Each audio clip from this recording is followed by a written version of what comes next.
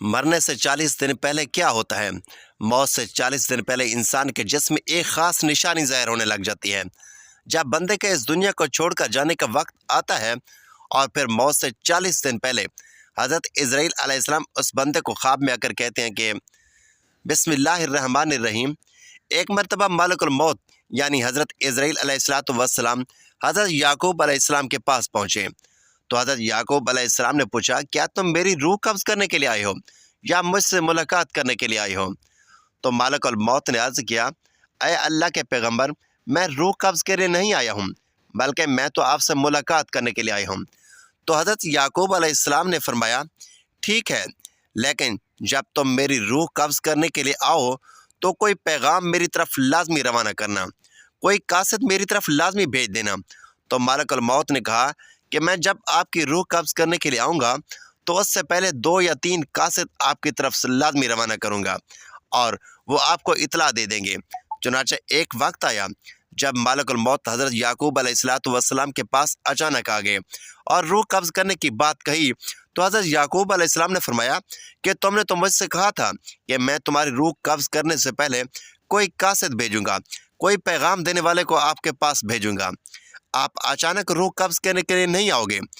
تو ملک الموت نے کہا کہ میں نے آپ کی طرف قاصد بھیجے تھے اور وہ بھی 3 قاصد بھیجے تھے۔ حضرت یعقوب علیہ السلام نے کہا، وہ کون سے قاصد ہیں؟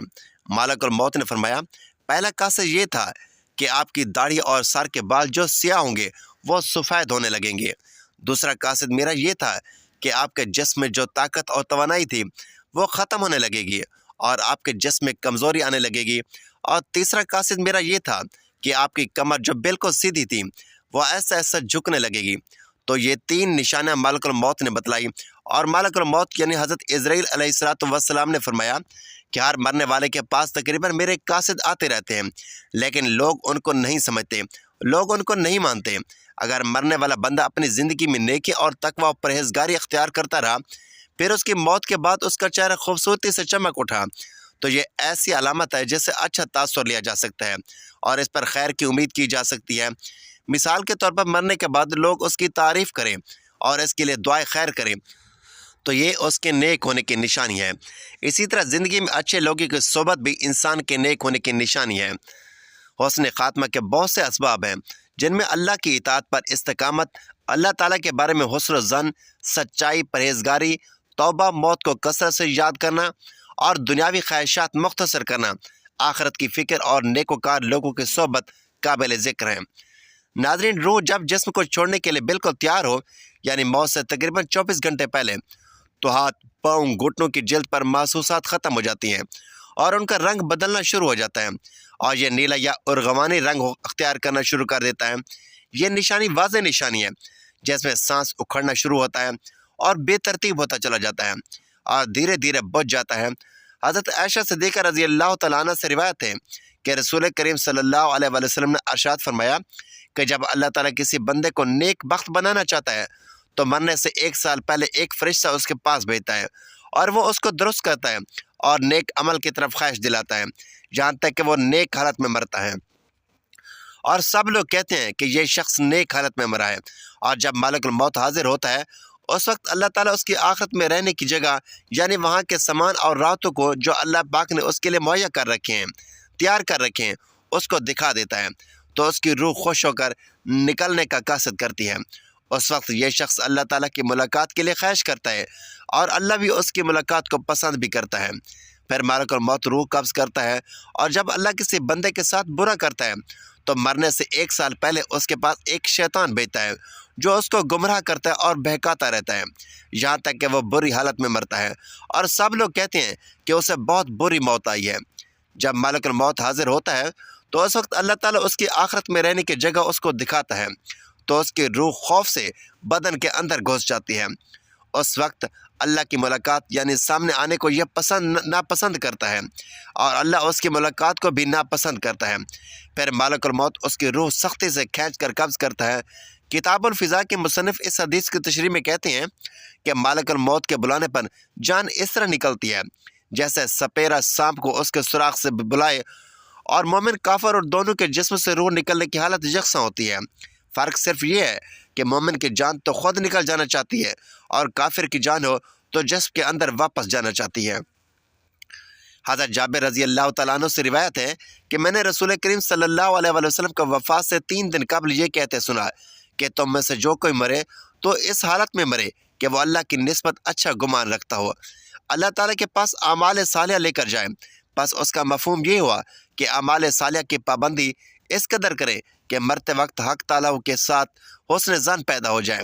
حضرت انس رضی اللہ تعالیٰ عنہ نے فرمایا کہ رسول کریم صلی اللہ علیہ وآلہ وسلم نے ارشاد فرمایا کہ دیکھو تم میں سے جو کوئی مرے وہ اس حالت میں مرے کہ وہ اللہ پاک کی نسبت اچھا گمان رکھے، کیونکہ اللہ تعالیٰ سے اچھا گمان رکھنا جنت کی قیمت ہے، یعنی جس کو حق تعالیٰ سے حسن و ظن پیدا ہو گیا وہ جنت میں چلا گیا۔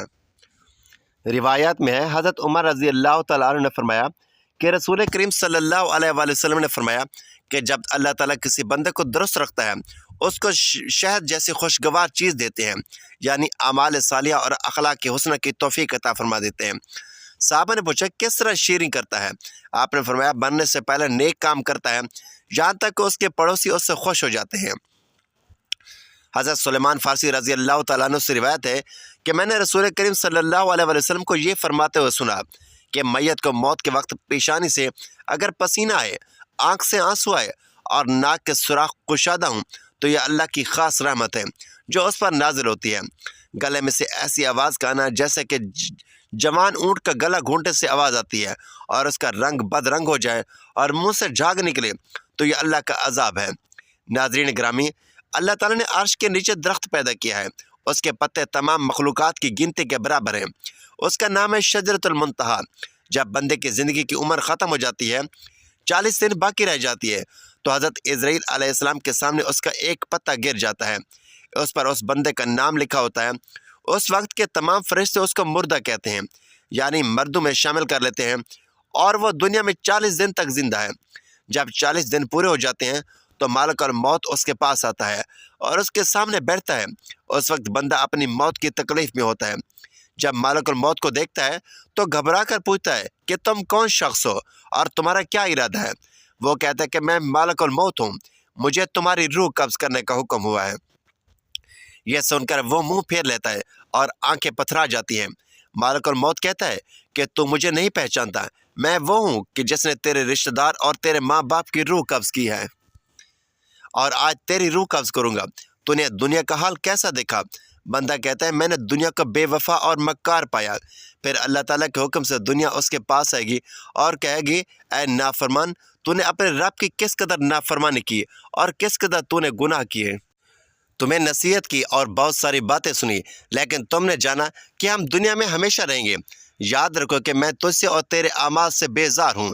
پھر اس کا اعمال اس کے سامنے آئے گا اور کہے گا اے نافرمان، تو ناحق طریقے سے مجھ کو حاصل کیا۔ اگر تو غریب اور مسکین پر خرچ کرتا تو آج تیرے کام آتا۔ روایت میں ہے کہ جب آدمی کی زبان بند ہو جاتی ہے، 4 فرشتے اس کے پاس آتے ہیں اور سلام کرتے ہیں۔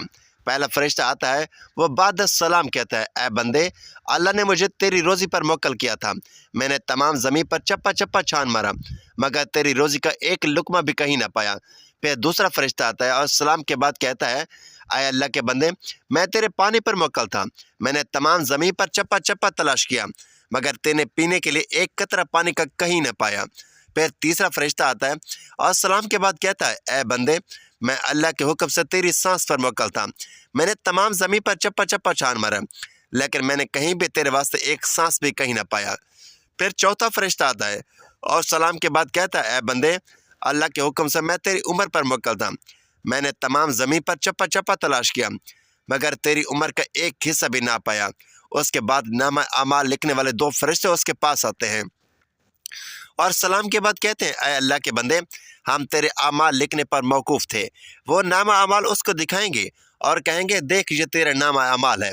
اس وقت میت کی آنکھ سے آنسو جاری ہوتے ہیں اور دائیں بائیں دیکھتا ہے اور نامہ اعمال پڑھنے سے ڈرتا ہے۔ اس کے بعد مالک الموت اس کی روح قبض کرتے ہیں۔ روایات میں آتا ہے کہ ربیع بن انس رحمۃ اللہ علیہ سے کسی نے پوچھا کہ مالک الموت تنہا ہی سب کی روح قبض کرتے ہیں یا ان کے ساتھ اور فرشتے بھی کام میں شریک ہوتے ہیں؟ تو فرمایا کہ روح قبض کرنے کا کام انہیں کے حوالے ہے، لیکن اس کام میں مدد کرنے کے لیے بہت سے فرشتے ان کے ساتھ ہوتے ہیں اور ملک الموت ان سب کے سردار ہیں۔ ان کا ہر قدم دنیا کے برابر ہے۔